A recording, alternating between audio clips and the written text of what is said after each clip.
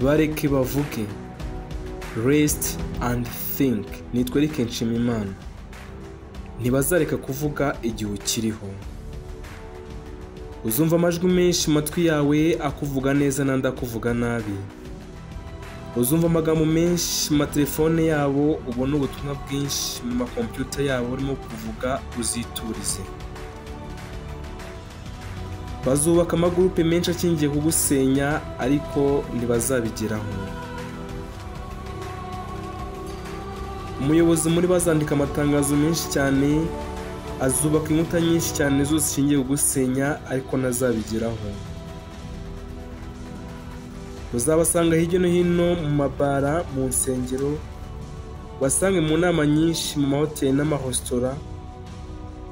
Bazagusanga mu nzira uzacamo bagutega imitego myinshi ariko imitego izaturika, iturike wihitire. Dutwika amashyamba kenshi na kenshi, imyotsi ikatwica tukangiza ibidukikije. Kenshi na kenshi igihe uzavugwa bizaba bimeze nk'iryo shyamba watwitse. Kuvugwa cyane bimeze nko gufata ivu ukarishira mu mazi, amazi akaritembana ntirizagaruke.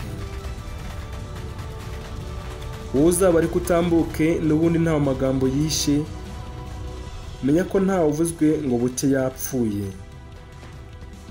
Nta wavuzwe ngo buke akize indwara yarwaye kubera amagambo avugwa. Abahanga mu by'ubuhanga no mu bwenge bavuga ko iyo uvuzwe umera neza, bavuga ko iyo uvuzwe ukira. Aha nanjye mpagaze aha ngaha ndemeranya nabo. Ntuzigere utinya kuvugwa, kuko kuvugwa bizaguha amahirwe yo kumenya inshuti zawe. Igihe uzaba wavuzwe bizaguha kumenya inshuti zawe wabitse ibanga. Bizaguha kumenya uko witwaraho igihe ubabaye cyangwa se igihe wishimye. Biguye no kumenya uwo uzaturana nawe n'uwo uzabana nawe ubuziraherezo. Burya kenshi na kenshi amagambo asenya nyirayo. Uzareba amagambo wavuzwe cyangwa se amagambo runaka yavuze mu mbwirwaruhame, ijambo ageze kuri rubanda nyamwinshi nibyo rizamugarukira. Uzabasanga kenshi na kenshi bakunze gukoresha indahiro bati n'izina ry'Imana sinabikoze, baguhakanire kandi nyamaza babivuze bo zitambukire. Amagambo menshi cyane azasenya nyirayo, wowe ntacyo azigira gutwara.